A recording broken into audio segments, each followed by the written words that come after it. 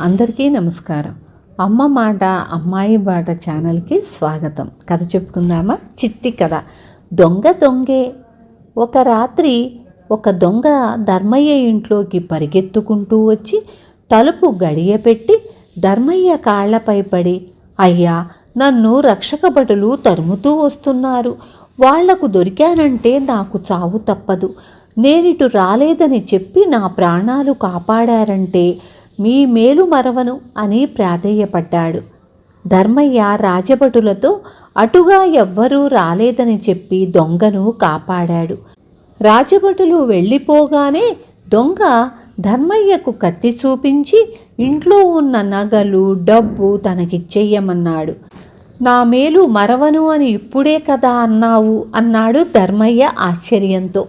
నేను అలా అనలేదు అన్నాడు దొంగ.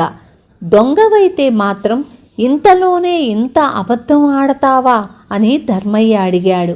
నువ్వు పెద్ద హరిశ్చంద్రుడివి లేవయ్యా, నువ్వు ఇందాక రాజభటులతో అబద్ధం చెప్పలేదు అన్నాడు దొంగ.